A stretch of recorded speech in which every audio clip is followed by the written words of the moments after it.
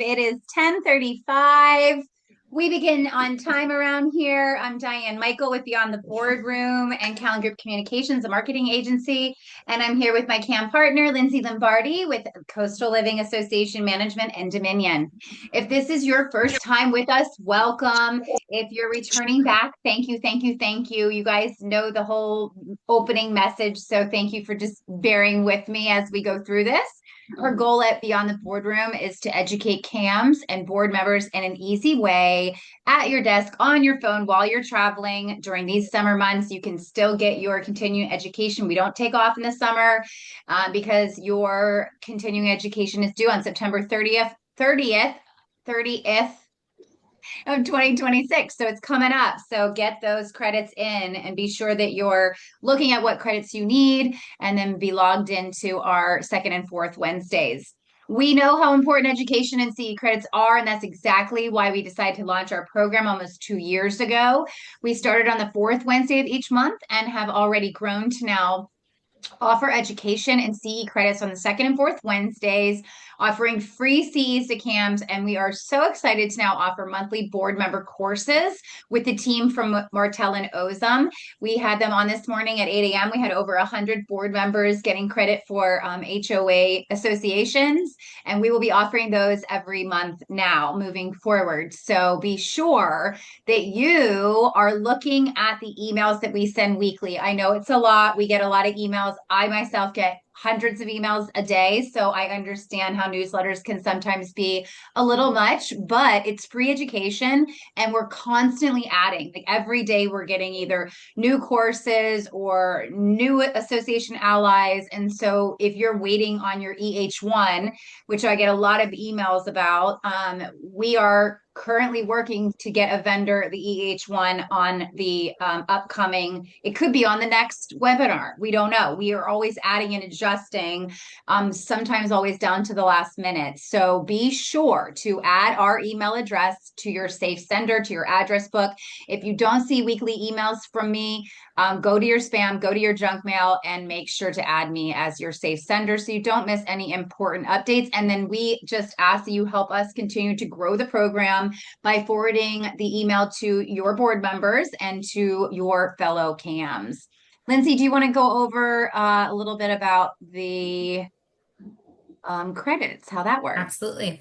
So at the end of the course today, as always, we will share the link to our website and you will go there and submit your first name, middle initial, last name, your CAM license number, the name of this course today, which is Trends in Commercial Pools, and then whatever code word we provide to you at the end of the course. So the code word is to make sure that you stayed for the whole course so that we can give you credit. You must have that and it must be correct and it must be submitted in order for you to get credit.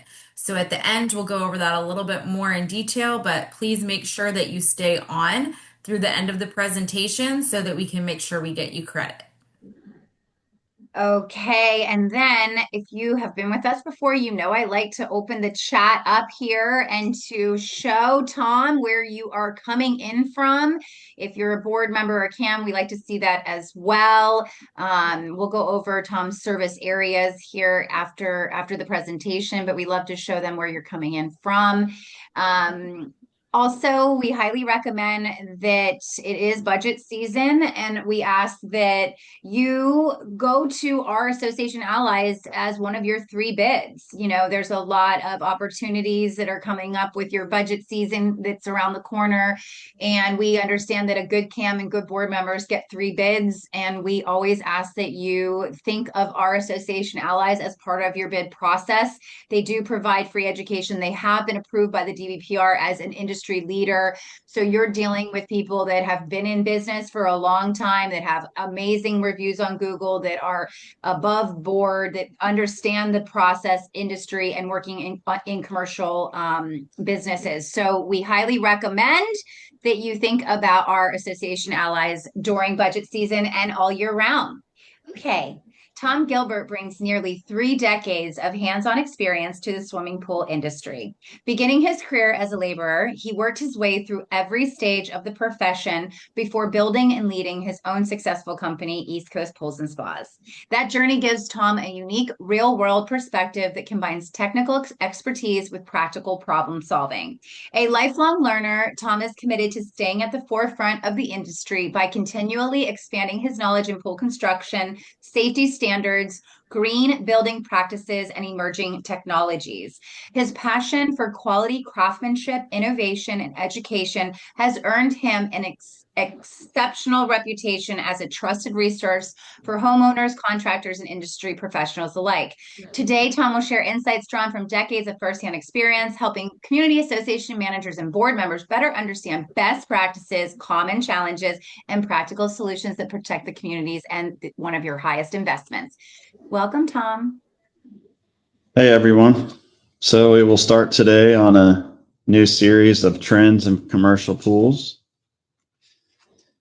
Modern commercial pool design trends. This has become very, very popular.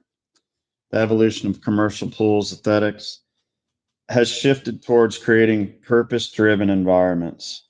The key points: finishes are getting darker, advanced water features, dynamic lighting, more lighting for commercial pools, a lot of colored lighting, more decking options, moving away from concrete decking, moving more towards travertine decks, a lot of marble deckings, paver decking.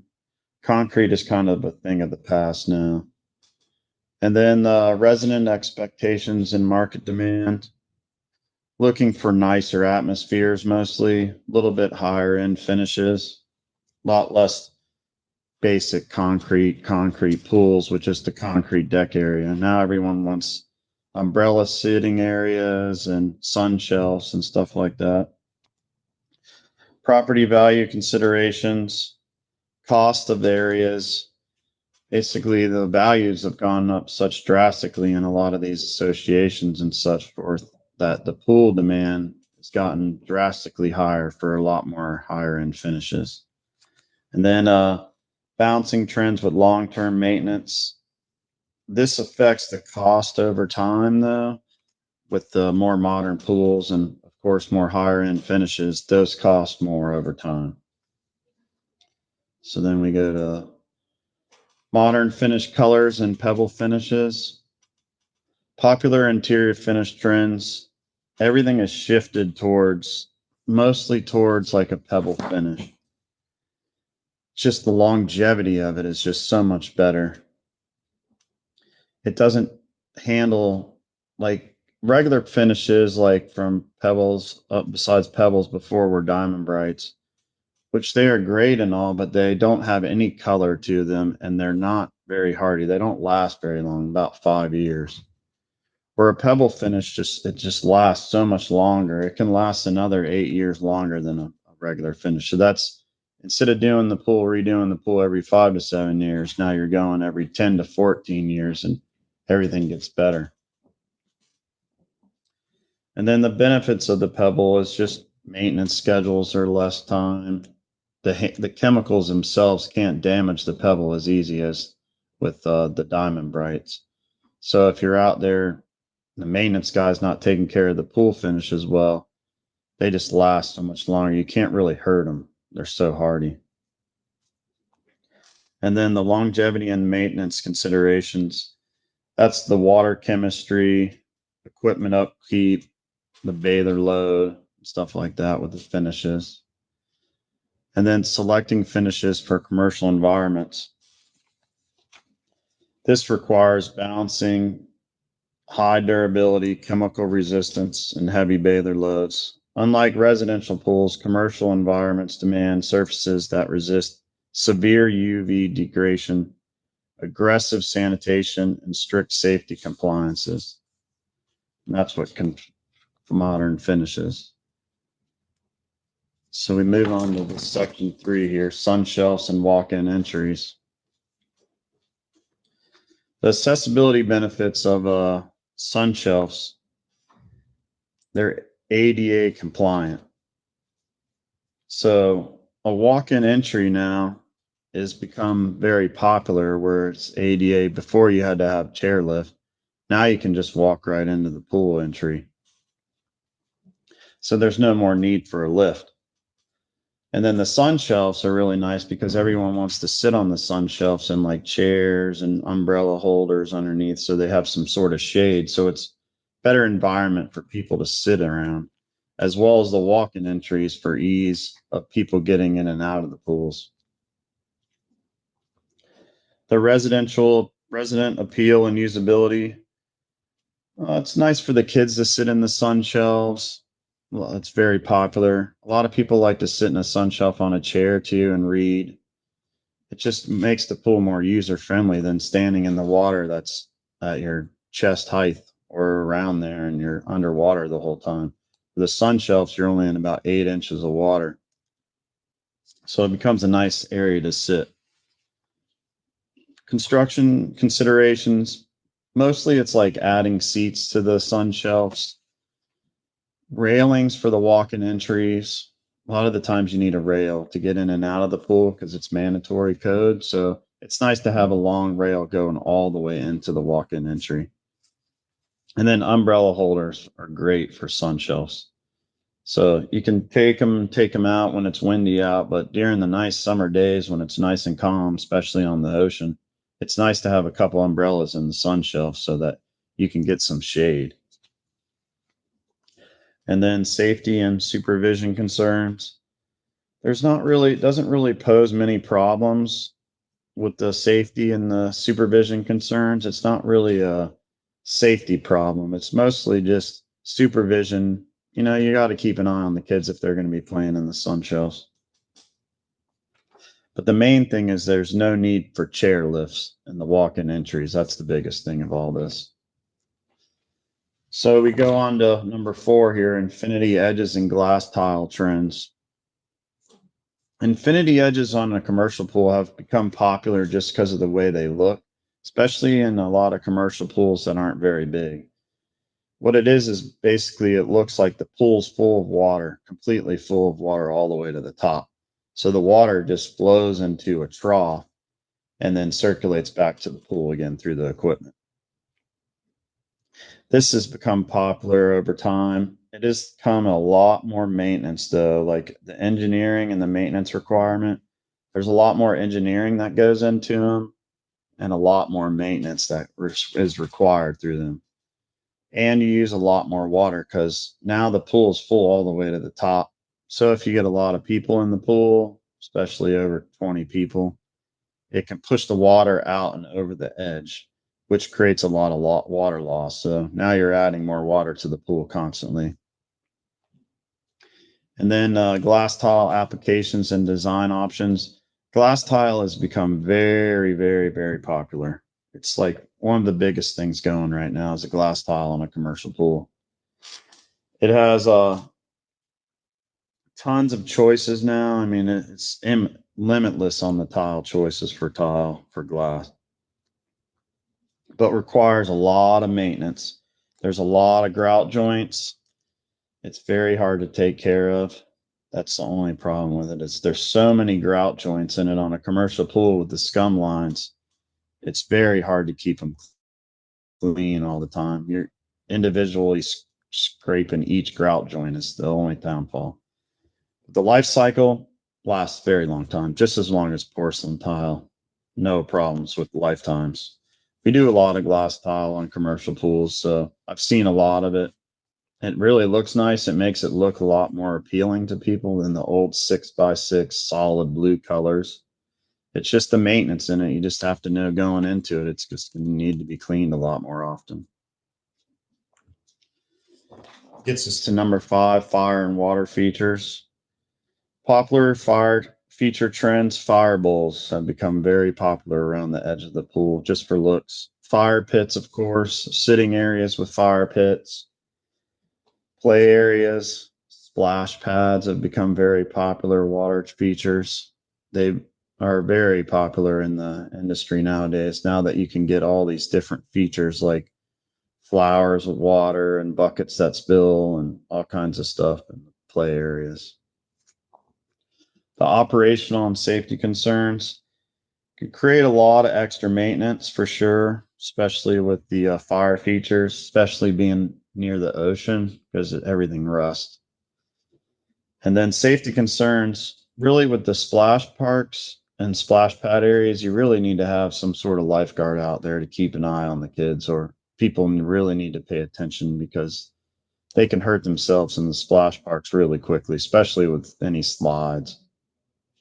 And safety concerns with the fire pits, with the fire pit running, if it doesn't have a glass enclosure around it, keep people from putting their hands in it and whatnot. The fuel and utility requirements, basically, there's not much, it's not really regulated too bad on utility requirements. But with the fire features, you're going to burn through some more gas, of course. The fire bowls tend to not draw a whole lot of gas. They're only about a 40 to 50,000 BTUs, so they're not drawing too much gas throughout the day. But fire pits, they can get up in the 400,000 BTUs, and so that's 4 gallons an hour that some of the fire features can burn. That's when you're getting into budget and maintenance impacts. And then they can vary on like some of the maintenance part of it is just the cleaning of the fire feature, especially if it's electronic ignition. You always have to keep those contacts clean.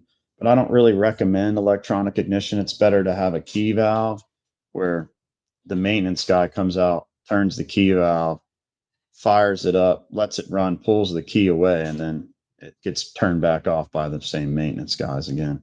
That keeps people from cranking it up or leaving it on overnight and stuff like that. The only thing about that is that if no one's around all night and no one ever shuts it off. So that's the only impact that could probably cause a problem there. Number 6, large format pavers and natural stone pavers. Large format pavers have become the best thing out there besides the non-slip. The travertines are great as well. Everything is better than concrete. Concrete just cracks too often and you can't hide it. It's great for driveways, but for pool decks, it's becoming so not attractive looking. And there's so much maintenance in concrete decking versus like a paver deck. Pavers are non-slip if you get the lighter colors as well. And then there's no maintenance. You don't have to seal it or anything. Now you're going to have more joints in it. So there's going to be more cleaning, but all you have to do is pressure wash it. With concrete decks, you got to pressure wash it and you have to restain it like every couple of years to keep it looking fresh. And then also it can crack. And then you got these unsightly cracks that you have to try to fix and match with the existing concrete over time, especially when the pool gets up over 10 years. You're always going to have cracks. Slip resistant marble applications, very popular. Doesn't retain any heat. Marble doesn't retain any heat. Easy to take care of. You can spill red wine on it. You can get red wine out with just a little bit of muriatic acid. Slip resistant marble doesn't require any sealing. So then you don't have to maintenance of resealing the thing every couple of years. So it's become very popular and the colors are nice and light. The travertine applications, to become slip resistant on travertine, you have to seal it. And then you have to seal it and put some anti-slip in it. And then that requires maintenance. So now you got to do this every couple of years with travertine because travertine is very slippery, especially if you have the honed and sealed one, real slippery. So once you seal it, you got to put slip in it, anti-slip. And now you're on the maintenance program, basically like a concrete pool deck. That's why marble non-slip has become so popular. They have a sandblasted and then they have a leather textured already built into it. It's already set for it. So the sandblasted's for your really high traffic areas, splash park area. And your leathered is just for the main body of the decking. It's very nice. If you haven't seen it yet, come check some out here. We have a bunch of selection, or find someone in your area that sells it. You'll be surprised how nice it is. And then the long-term maintenance and replacement planning. Basically, it's just not much maintenance wise. Even if it did settle like with pavers and travertine and stuff, Even if it does settle over time, you just come back out and have someone come pick it back up and reset the areas that have dropped over time. But it's not going to crack in those areas. It'll just settle down a little bit. So over time, you might have to pick up a couple settled areas, but other than that, it's pretty easy to do. And that gets us to our final exam.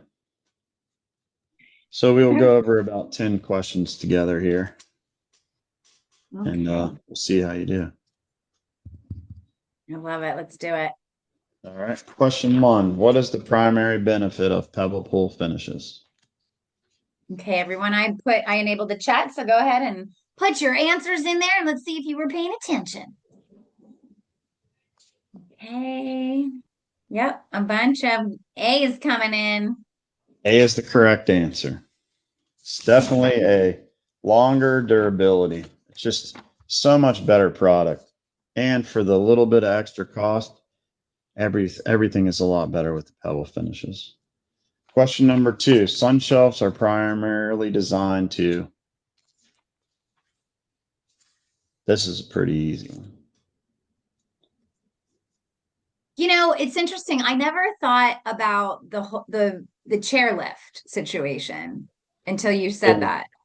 Yeah, the chairlift with the walk-in entries, that's what they became popular for originally about Yeah, 5 or 6 years ago, is the walk-in entries. Yeah. right. That makes a lot of sense. Yeah. You just have All to right. have a pool with enough area to have it done. So the correct Yeah. answer on question number 2 is B. Provide shallow lounging space. It's very popular. Let me ask Almost you, every, I'm sorry, go ahead. almost all new commercial pools nowadays have sun shelves. If an association has a chairlift, they have a pool, they don't want to redo their whole pool. And this might be a dumb question, but can they just add can you add a sun shelf Yeah, you so can that add a sun shelf. you just add a sun shelf? Then that takes away the need for the chair because the chair needs No, maintenance. No. no, only a walk-in entry will get away from the chairlift. Can you add A sun- that? Yeah, you can add a walk-in entry. Okay. Okay, cool. But Maybe the some cost of questions. that and the walk-in entry versus the chairlift, it's about the chairlift's a still cheaper option for adding it after the fact. Only during new construction it works well. Right. So question 3, Infinity Edge pools require. They were answering while I was talking. A's. Oh, gotcha. Hey, that is correct. Catch basin systems. That's what makes Infinity Edge pools so much more expensive, especially maintenance wise down the road and to build. Question number 4. Glass tile is popular because of. Okay, a lot of C's coming in. C is correct. Visual impact and design flexibility. Basically, what it's come down to is glass tile options are just infinity. They just keep getting more and more and more. Just like in our showroom alone, we have half our area is glass tile now versus it used to be like a quarter of it. So it's getting more and more popular. I have a comment in here. Someone said, I have one, and there is always something wrong with the filter, I think from the Infinity Edge. Correct. Yes. Everything. Well, or the pump system, or it just was never set up correctly. That can happen a lot. Mm. Know who you hire. Question number 5. Fire features may require. A lot of A's coming in. A is correct. Fuel and utility connections. Which a lot of areas, especially commercial pools, they have natural gas already to the commercial building. So it's a lot easier than residential pools where you only have propane mostly. Mm. Question number 6. Which material is often selected for slip resistance? A lot of B's coming in. A used to be an option though. Oh, Travertine, yes, that's the correct answer there. B. It used to be popular carpet. I was in an office and I went to the bathroom. They had carpet in the bathroom and there was a shower in there and I'm just like, who did this? Who did this? Gross. Question number 7. Modern finish colors are often selected too. Same thing. They were typing in A while I was Yeah, chatting. that is correct. Enhance water appearance. It gives you the darker blues with this pebbles. You can get the darker blue finishes. It makes the pool look a lot more like darker blue, or you can go darker grays or blacks. Question number 8. 8. Large format pavers are valued for.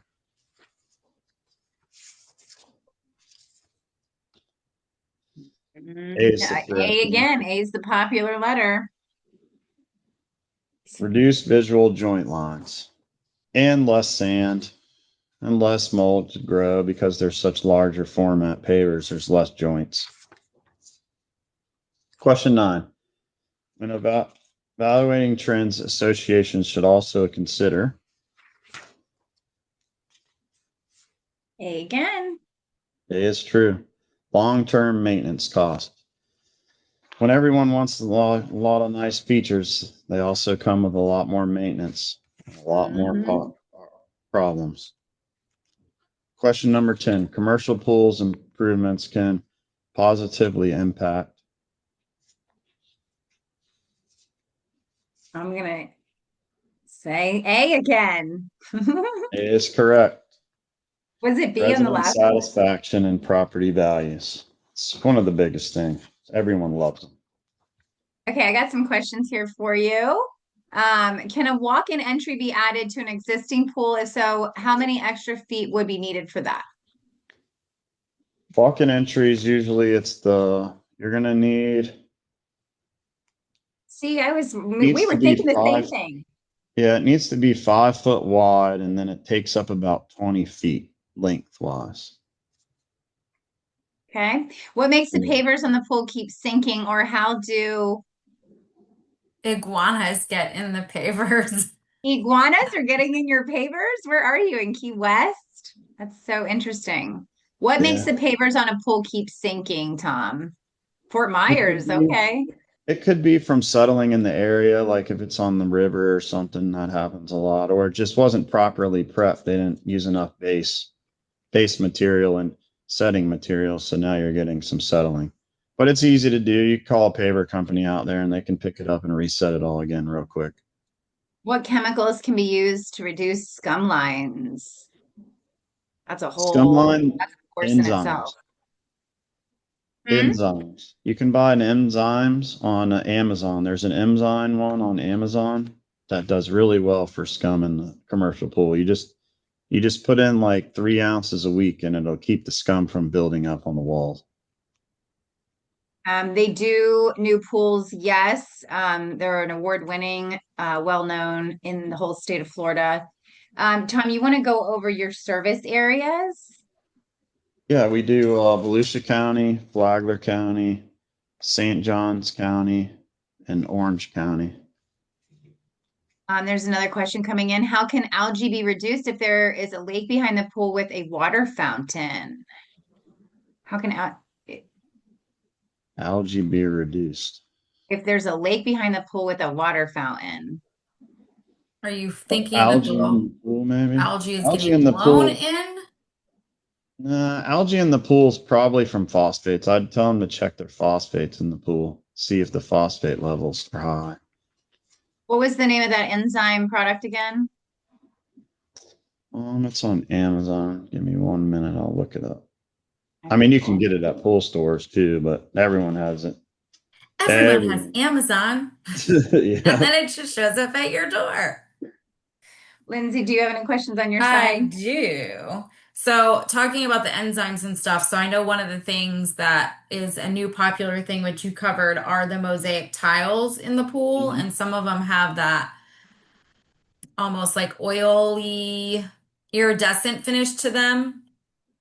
Yeah. How are you seeing? I personally have them on my pool. I don't think they hold up well, and I'm on a in a residential pool. How do you see those holding up at properties because of so much use and again, like the scale and everything building up on them, which I know is really difficult to clean?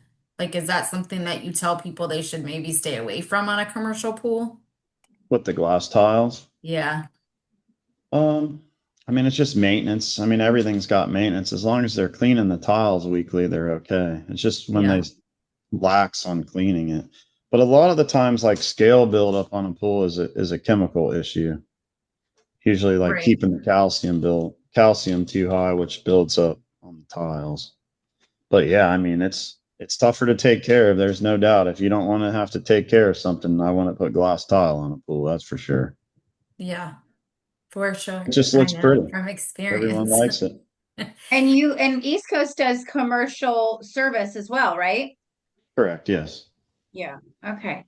And All then right. Yep. on the darker finishes are, and if you covered this, I'm sorry, I had to step away for a second.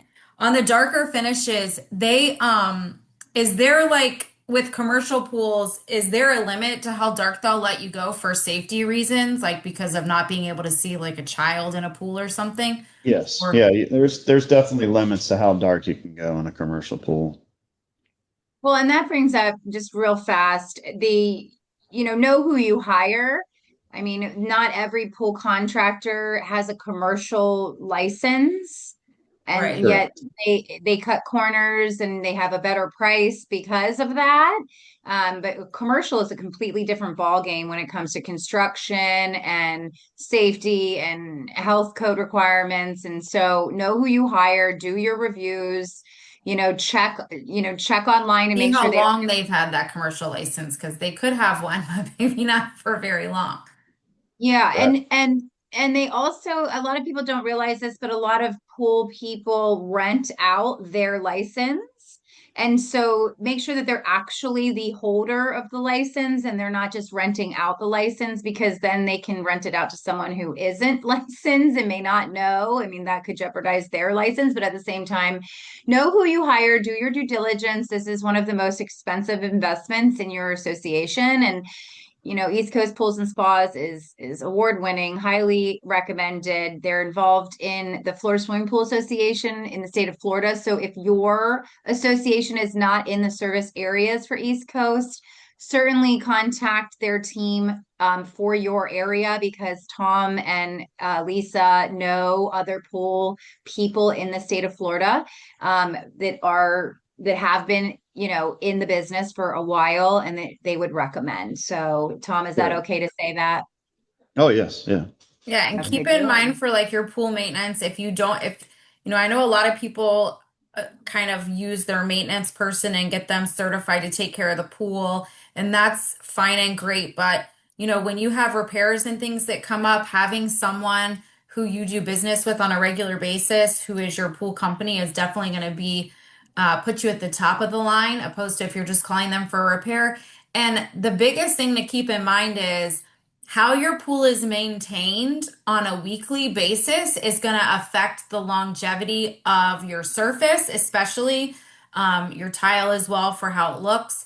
And it is not cheap to redo and resurface a commercial pool or a residential pool, but definitely a commercial pool. So if you're not making sure that those chemicals are where they need to be every day, the surface is being worn out a lot faster than as if it were maintained properly. And so that $30,000, $40,000 pool resurfacing is going to happen 10 years earlier than it would need to if it was maintained properly during, the life of the surface. So all important things to keep in mind when you're looking at whether or not you need a professional pool company at your property if you have a maintenance person, for example. Maintenance people are nice to have though, for taking care of your own pool. I Oh mean, yeah. if I was maintaining one of these properties like you guys do, I would definitely try to hire an in-house pool cleaning guy. Even if Well, you it's have to go definitely and good give to them have service. them Well, if, because the pool cleaners only come by two to oh three yeah, days a week. Yeah. So it's nice yeah, to have someone in-house that takes care of the pool every day. Yeah, like every my day. at my property that I manage, my maintenance guys go out there every day and make sure, if it needs to be cleaned at all or Mhm. if the water level is low and the autofill's not working or whatever. It's great to have eyes on it every day. Oh yeah. But It's definitely like nice to for have. example, on Friday, the pool people were out, not East Coast. not anyone we have here, but they were out. And after they left, the hot tub started looking a little green. And I'm like, you guys are already here. What's going on? We're going into the holiday weekend. So my maintenance guys were able to add a little bit of chlorine, but they had to come back out and redo the water and everything. And it was great. They Mm. came right out and they took care of it and everything was good. But having multiple eyes on it is definitely helpful Oh yeah. because they Multiple are like eyes. the holiday weekend, you're going to 9,000 properties trying to get everybody ready. Yeah. Trying to Multiple do the eyes. best they can. Yeah, and I think the equipment is a big thing too, the warranty, who's housing that information for your association? Do when you work with a team like East Coast Pools and Spas, they're gonna have that information at their fingertips to be able to help you be the partner that you need as a CAM so that you can so that it can make your day just a little bit easier. We have another question that came in. I know it's in your field, but also we have courses on this already. What causes leaks in the spa and the pool and the kiddie pool? So many reasons, right? A lot of cracking is one of the biggest things, or leaks around fittings, especially if the pool's getting of age. Cracks, it's either a crack in there somewhere or a leak around a fitting, and it's just of age usually. You can call a leak detection company to come out and get Yep. that assessed and add that to your annual budget so that you also just have, it's better to be proactive when it comes to leaks. Oh Right, yeah, Tom? commercial pools can leak so much and you won't even know because they have autofills without Right. meters on it. Right. Yeah. So at minimum monthly or annually rather. Yeah, every year would be good, especially, or just shut the autofill off and see if the pool goes down. At least do that once a year. Then you'll know if Right. you're adding a lot of water. Okay, let's see. We got one more question coming in. Yep, the pool is about 20 years old and we always have leaks and it gets very expensive. Yeah, 20 years Yeah, old, And it's you it may time to does. redo. And time to the leak rebuild. detection people will tell you it's cheaper to have them come out than keep paying those water bills. It Oh gets yeah. Right. to be a lot. So find the leak, get it fixed. Yeah, your Exactly. water bill in 1 month can be as much as it costs to have them come out. Right. Yeah, it's not expensive. It's not too Yeah, expensive. No. Okay, thank you, Tom. Very yeah, no problem. informative. Love to hear about the new trends in all things pools. All right, Tom, thank you so Have a good much. day. Have a You good too. day. And everybody, we